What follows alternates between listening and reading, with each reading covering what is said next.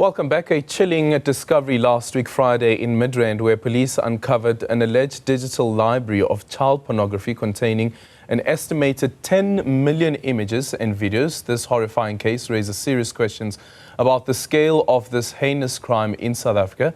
So what is the prevalence and scope of child pornography in our country? Let's now bring in the Technology and Platform Monitoring Executive from the Film and Publication Board, Ephraim Tlhako, to discuss this and also the ways that they're trying to combat this disturbing trend.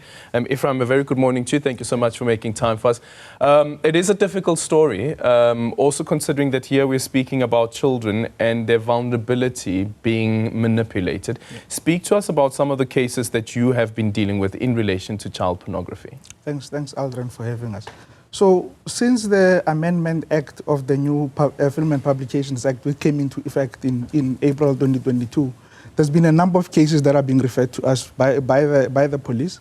Over the 3 years or so, there's been about 33 cases. But in the last financial year, the current financial year, 18 of those 33 are only within the financial year. So we're seeing a huge increase in those cases, especially now that the act is now a sort of the operational act. So we are dealing with a number of cases which our child protection officers, our analysts, are assisting the SAPS in analyzing the contact, making sure that we are formalizing the report.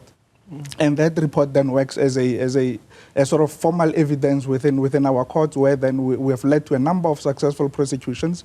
I'm sure there's a case that we're all familiar with in the last year or so, where there were 5 life sentences sort of imposed in one of the perpetrators.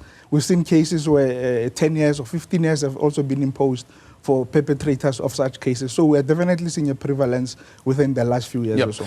So is that prevalence because of the investigation or the act that has been enacted, or collaboration in terms of the investigations that are able to expose the nature of these cases that are taking place? Or is it a case of we are seeing an increase in the number of people that are actually involved in child pornography? So both. We're seeing an increase in people being involved in those, and technology making it obviously easier. This child sexual abuse material, and this is one of the things that we need to correct, that it's not just child pornography, but it's child sexual abuse, because this is the abuse of children.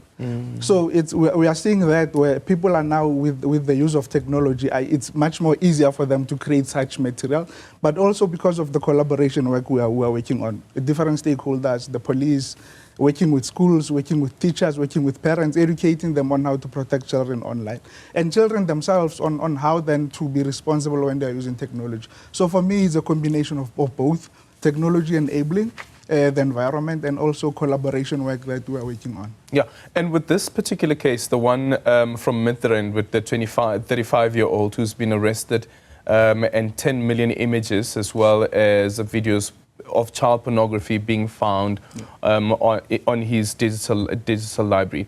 In such a case, what would the job of the Film and Publication Board then be in relation to assisting the police in its investigation? So in cases such as this, the police will confiscate the devices, and then they will send that material to us.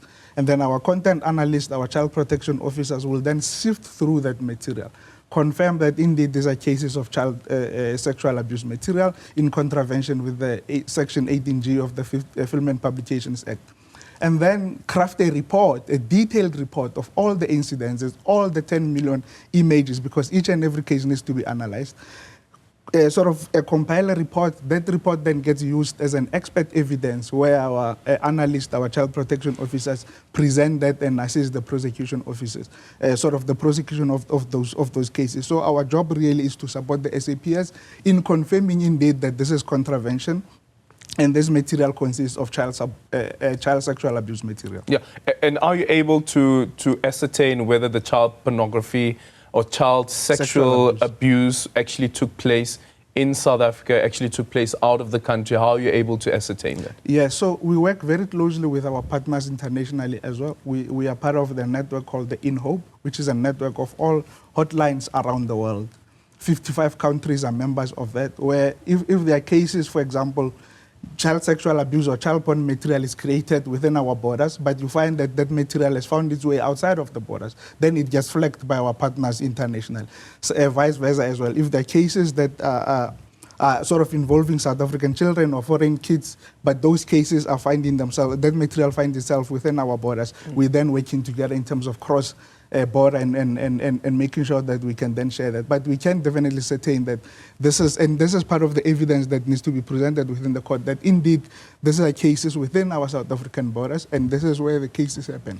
And this is even if you are unable to track down the children that are in the images and the videos. Yes, and this is very important what you are saying, because this is not just about child pornography or the cases. These are real children. These are real people that are involved in these cases. And one thing that I want to touch on is that these are the cases that are only referred to us, or at least that the SAPS is working on. There are many, many cases which are not reported, because these are images or videos or films that are existing in people's devices, are not probably shared only when they're shared online, or at least there's a tip-off that the police is aware of those. So you can imagine the number of cases that are out there that are not being reported, or at least we are not involved in. Well, 10 million images and videos certainly tell us that there's a market for it. And also considering the number of cases, only the police spokesperson, Lieutenant Colonel Amanda van Wyk, saying that recently 21 people were recently arrested on charges relating to child pornography countrywide. But it tells us that there is a market. Definitely there is a market. I mean, if you have 10 million images or files, it means that there are customers, there are people who are consuming this, there is a value chain. There are people who are buying such materials within the dark web, internationally, locally as well. So this is not just one case. You could find that there's a syndicate that are operating, and there are a number of crimes, obviously, that the SAPS will be dealing with. But for our own purposes, it's only specifically on the child sexual abuse material. But there is definitely a huge value chain. There is a huge market where there's demand, and then there's perpetrators like this are supplying such demand. Where's the demand coming from? Which are some of the countries outside of South Africa? I can imagine that in South Africa there's a market as well, but outside of South Africa, which countries are we looking at? So most of the global north, Europe, there's a huge market as well. Most of our partners within the network, the InHope network, comes from Europe, within the EU sort of a bloc. Majority of our cases are on those. South America is also one of the areas where there's a huge demand for it. Africa now is one of the emerging sort of where there's need for such content coming through, and we want to position ourselves within, at least from an African point of view, to share lessons, share all the skills that we have with our partners within the African continent, because we are seeing that there's a lot of gaps among our neighboring countries in terms of legislation, the skills and the knowledge. So we want to be able to assist with the skills and the knowledge that we currently have. Because there's also the risk of child trafficking that takes place. Yeah, so that's what I'm saying. You'll find that within this specific case, there are a number of all other charges and other crimes that are being committed. Child trafficking, over and above just the child sexual abuse material, meaning that there is indeed a value chain that is taking place. Yeah, and then the other part around this conversation for me is also, if you look at this, so in December, a 41-year-old, and this is the front page of The Citizen. If you look at the front page of The Citizen, their front page story, child porn rises in South Africa. 41-year-old school principal based in Pretoria, as well as a 49-year-old man from Vanderbijl Park, were arrested for similar crimes. And it seems that these are the type of people that you'd actually expect to be that children would be in the care of such an individual. It's a former principal. Nobody would think that such an individual would actually commit such a heinous crime. But the history also shows us that it's actually those individuals, including the so-called rugby coach or the tennis coach, who could be a perpetrator. The water polo coach, all of those. So indeed, this is a social issue that we're dealing with. It's not just, the cases are not just manifesting because it's just one case out of the blue. You'll find that there is a history of a sort of abuse, but then there's also cases where, like you are saying, in cases where people are expecting their children to actually be protected in schools, in sort of child cares, where videos are being taken of children without them parents' consent. Images that are taken innocently so, but those images then get sexualized and they end up being in porn sites.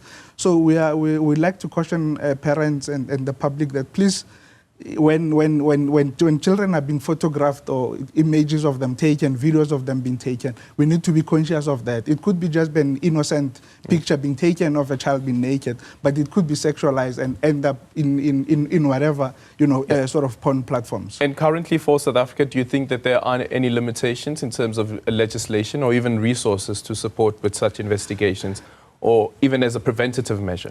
So obviously we have to do the best we can with the current legislation, but obviously remember the legislation only catches up, especially now that this is technology facilitated crime, and technology is always a sort of a step ahead.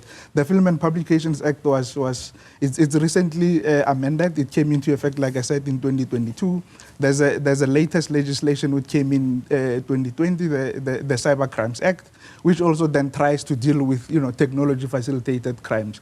But certainly there's a need for us to revise those legislation to ensure that at least we are a step ahead, and then there are no loopholes within the legislation. The resources, definitely there's a lot that we still need to do. You can imagine the images that we're dealing with and having to analyze that. Obviously there's a huge need for technology that can be able to analyze that, so that at least we can move people away from having to sit there and watch this and analyze that. And because you can imagine the psycho impact of such, having to go through 10 million files and ensuring that indeed we can confirm that child pornography took place. So definitely support is required from a technology point and also just from a skills point of view. Yeah, so 33 cases over the past 3 years, and in the last financial year, 18. Yes. Jeez. Okay, so that brings us to the end of the conversation. Thank you so much for making time for us. Ephraim Tlhako is a technology and platform monitoring executive at the Film and Publications Board.